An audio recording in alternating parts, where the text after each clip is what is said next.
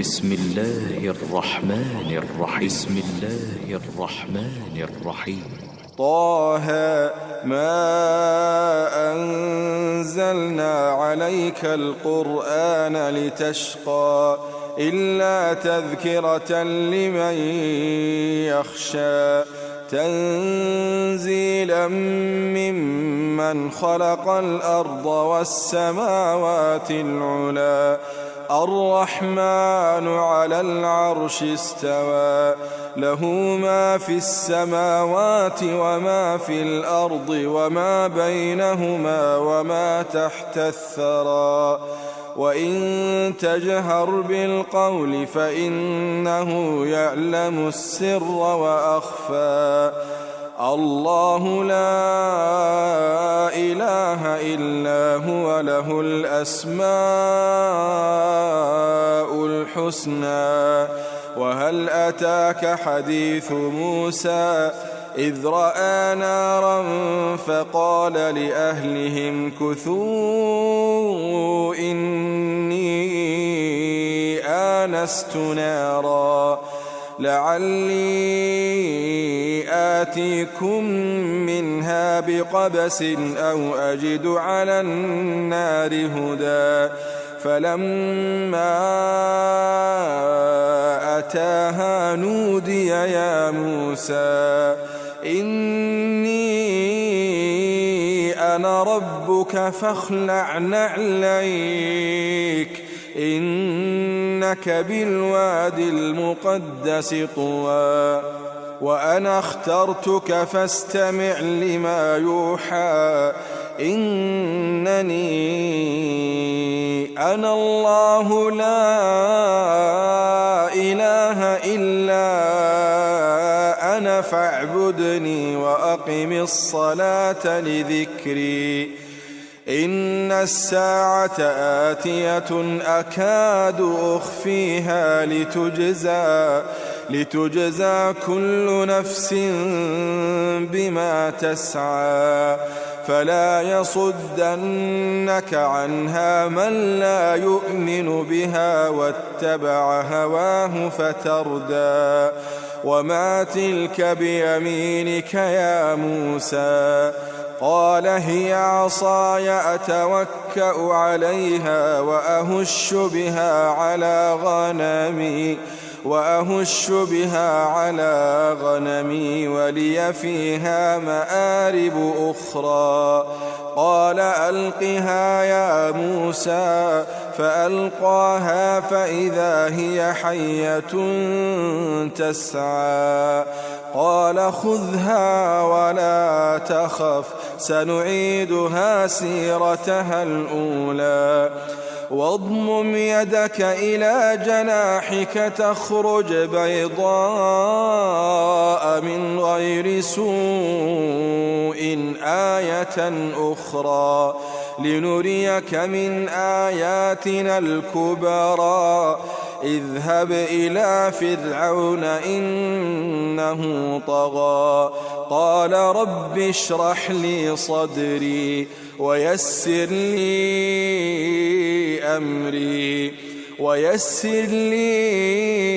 أمري واحلل عقدة من لساني يفقه قولي واجعل لي وزيرا من أهلي هارون أخي أشدد به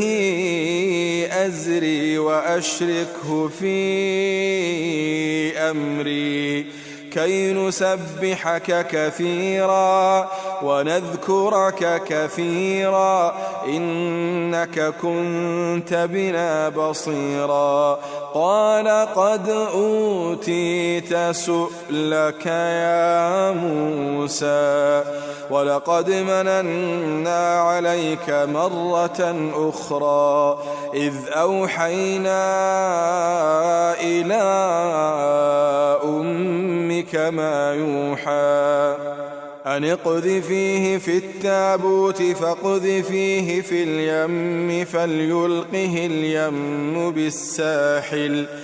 فليلقه اليم بالساحل يأخذه عدو لي وعدو له وألقيت عليك محبة مني ولتصنع على عيني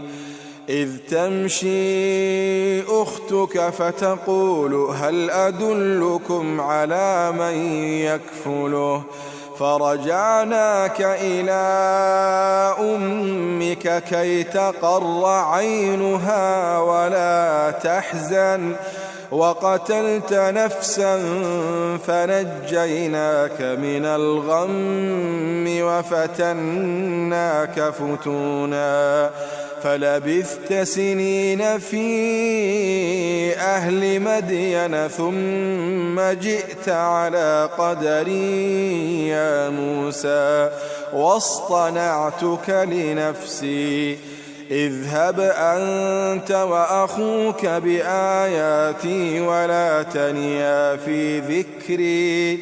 اذهبا إلى فرعون إنه طغى فقولا له قولا لينا لعله يتذكر أو يخشى قالا ربنا إننا نخاف أن يفرط علينا أو أن يطغى قال لا تخافا إنني معكما أسمع وأرى فأتياه فقولا إنا رسولا ربك فأرسل معنا بني إسرائيل ولا تعذبهم قد جئناك بآية من ربك والسلام على من اتبع الهدى إنا قد أوحي إلينا أن العذاب على من كذب وتولى قال فمن ربكما يا موسى قال ربنا الذي أعطى كل شيء خلقه ثم هدى قال فما بال القرون الأولى قال علمها عند ربي في كتاب لا يضل ربي ولا ينسى الذي جعل لكم الأرض مهدا وسلك لكم فيها سبلا وأنزل من السماء ماء فأخرجنا به أزواجا من نبات شتى كلوا وارعوا أنعامكم إن في ذلك لآيات لأولي النهى منها خلقناكم وفيها نعيدكم ومنها نخرجكم تارة أخرى ولقد أريناه آياتنا كلها فكذب وأبى قال أجئتنا لتخرجنا من أرضنا بسحرك يا موسى فلنأتينك بسحر مثله فاجعل بيننا وبينك موعدا لا نخلفه نحن ولا أنت مكانا سوى قال موعدكم يوم الزينة وأن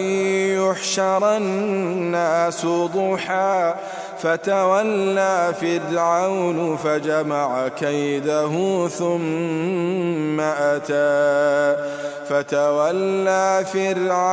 فجمع كيده ثم أتى قال لهم موسى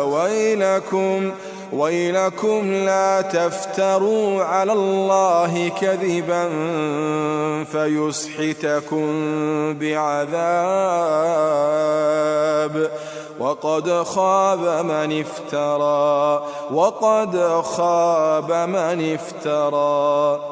فتنازعوا أمرهم بينهم وأسروا النجوى قالوا إن هذان لساحران يريدان أن يخرجاكم من أرضكم بسحرهما ويذهبا بطريقتكم المثلى فأجمعوا كيدكم ثم أتوا صفا وقد أفلح اليوم من استعلى قالوا يا موسى إما أن تلقي وإما أن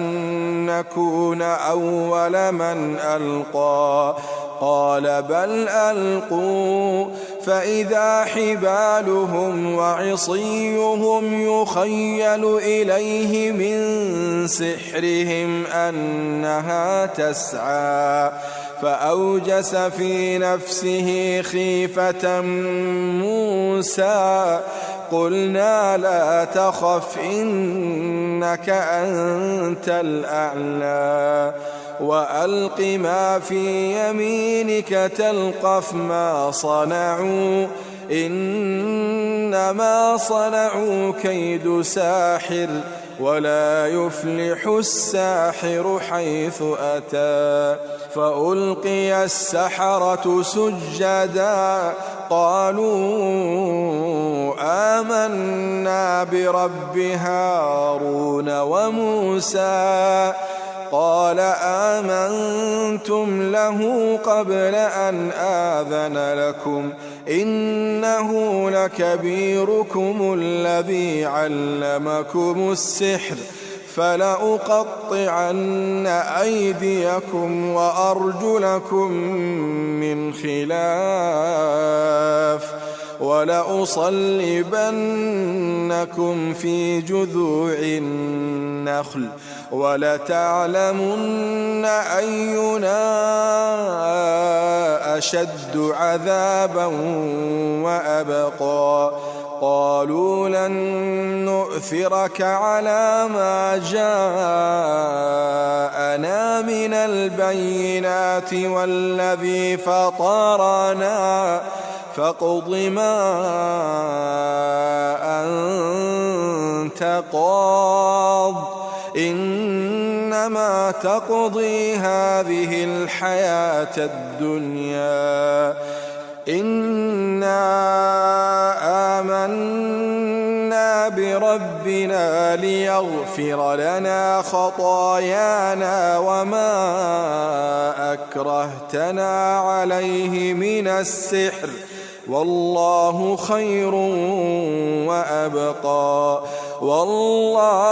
خير وأبقى إنه من يأت ربه مجرما فإن له جهنم لا يموت فيها ولا يحيا ومن يأته مؤمنا قد عمل الصالحات فأولئك لهم الدرجات العلى جنات عدن تجري من تحتها الأنهار خالدين فيها وذلك جزاء من تزكى ولقد أوحينا إلى موسى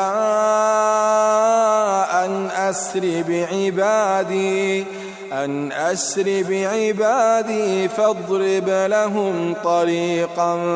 في البحر يبسا لا تخاف دركا ولا تخشى فأتبعهم فرعون بجنوده فغشيهم من اليم ما غشيهم وأضل فرعون قومه وما هدى يا بني إسرائيل قد أنجيناكم من عدوكم وواعدناكم جانب الطور الأيمن ونزلنا عليكم المن والسلوى كلوا من طيبات ما رزقناكم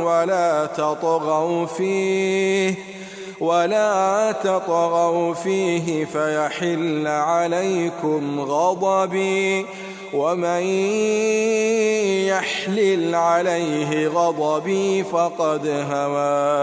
ومن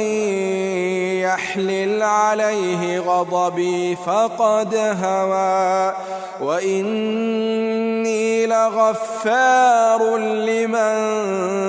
تاب وآمن وعمل صالحا ثم اهتدى وما أعجلك عن قومك يا موسى قال هم أولئك على أثري وعجلت إليك رب لترضى قال فإنا قد فتنا قومك من بعدك وأضلهم السامري فرجع موسى إلى قومه غضبان أسفا قال يا قوم ألم يعدكم ربكم وعدا حسنا أفطال عليكم العهد أم أردتم أن يحل عليكم غضب من ربكم فأخلفتم موعدي قالوا ما أخلفنا موعدك بملكنا ولكننا حملنا أوزارا من زينة القوم فقذفناها فكذلك ألقى السامري فأخرج لهم عجلا جسدا له خوار فقالوا هذا إلهكم وإله موسى فنسي أفلا يرون ألا يرجع إليهم قولا ولا يملك لهم ضرا ولا نفعا ولقد قال لهم هارون من قبل يا قوم إنما فتنتم به وإن ربكم الرحمن فاتبعوني وأطيعوا أمري قالوا لن نبرح عليه عاكفين حتى يرجع إلينا موسى قال يا هارون ما منعك إذ رأيتهم ضلوا ألا تتبعن أفعصيت أمري قال يا ابن أم لا تأخذ بلحيتي ولا برأسي إني خشيت أن تقول فرقت بين بني إسرائيل ولم ترقب قولي قال فما خطبك يا سامري قال بصرت بما لم يبصروا به فقبضت قبضة من أثر الرسول فنبذتها وكذلك سولت لي نفسي. قال فاذهب فإن لك في الحياة أن تقول لا مساس وإن لك موعدا لن تخلفه وانظر إلى إلهك الذي ظلت عليه عاكفا لنحرقنه ثم لننسفنه في اليم نسفا إنما إلهكم الله الذي لا إله إلا هو وسع كل شيء علما كذلك نقص عليك من أنباء ما قد سبق وقد آتيناك من لدنا ذكرا من أعرض عنه فإنه يحمل يوم القيامة وزرا خالدين فيه وساء لهم يوم القيامة حملا يوم ينفخ في الصور ونحشر المجرمين يومئذ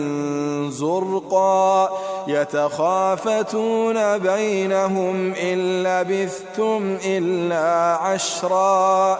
نحن أعلم بما يقولون إذ يقول أمثلهم طريقة إن لبثتم إلا يوما ويسألونك عن الجبال فقل ينسفها ربي نسفا فيذرها قاعا صفصفا لا ترى فيها عوجا ولا أمتا يومئذ يتبعون الداعي لا عوج له وخشعت الأصوات للرحمن فلا تسمع إلا همسا يومئذ لا تنفع الشفاعة إلا من أذن له الرحمن ورضي له قولا يعلم ما بين أيديهم وما خلفهم ولا يحيطون به علما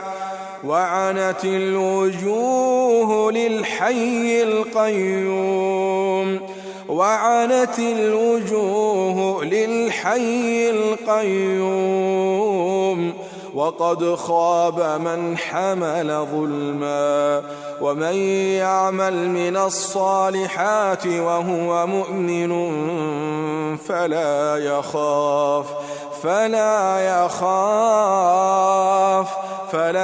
يخاف ظلما ولا هضما وكذلك أنزلناه قرآنا عربيا وصرفنا فيه من الوعيد لعلهم يتقون أو يحدث لهم ذكرا فتعالى الله الملك الحق ولا تعجل بالقرآن من قبل أن يقضى إليك وحيه وقل رب زدني علما ولقد عهدنا إلى آدم من قبل فنسي ولم نجد له عزما وإذ قلنا للملائكة اسجدوا لآدم فسجدوا إلا إبليس أبى. فقلنا يا آدم إن هذا عدو لك ولزوجك فلا يخرجنكما من الجنة فتشقى. إن لك ألا تجوع فيها ولا تعرى وأنك لا تظمأ فيها ولا تضحى. فوسوس إليه الشيطان قال يا آدم هل أدلك على شجرة الخلد وملك لا يبلى. فأكلا منها فبدت لهما سوآتهما وطفقا يخصفان عليهما من ورق الجنة. وعصى آدم ربه فغوى ثم اجتباه ربه فتاب عليه وهدى. قال اهبطا منها جميعا بعضكم لبعض عدو فإما يأتينكم مني هدى فمن اتبع هداي فلا يضل ولا يشقى. ومن أعرض عن ذكري فإن له معيشة ضنكا ونحشره يوم القيامة أعمى. قال رب لم حشرتني أعمى وقد كنت بصيرا. قال كذلك أتتك آياتنا فنسيتها وكذلك اليوم تنسى. وكذلك نجزي من أسرف ولم يؤمن بآيات ربه ولعذاب الآخرة أشد وأبقى. أفلم يهد لهم كم أهلكنا قبلهم من القرون يمشون في مساكنهم إن في ذلك لآيات لأولي النهى. ولولا كلمة سبقت من ربك لكان لزاما وأجل مسمى. فاصبر على ما يقولون وسبح بحمد ربك قبل طلوع الشمس وقبل غروبها ومن آناء الليل فسبح وأطراف النهار لعلك ترضى. ولا تمدن عينيك إلى ما متعنا به أزواجا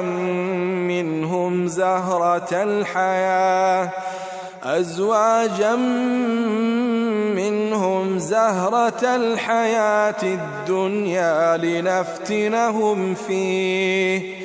ورزق ربك خير وأبقى. وأمر أهلك بالصلاة واصطبر عليها لا نسألك رزقا نحن نرزقك والعاقبة للتقوى. وقالوا لولا يأتينا بآية من ربه أولم تأتهم بينة ما في الصحف الأولى. ولو أنا أهلكناهم بعذاب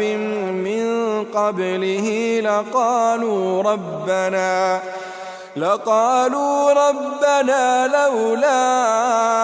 أرسلت إلينا رسولا فنتبع آياتك من قبل أن نذل ونخزى قل كل متربص فتربصوا فستعلمون من أصحاب الصراط السوي ومن اهتدى.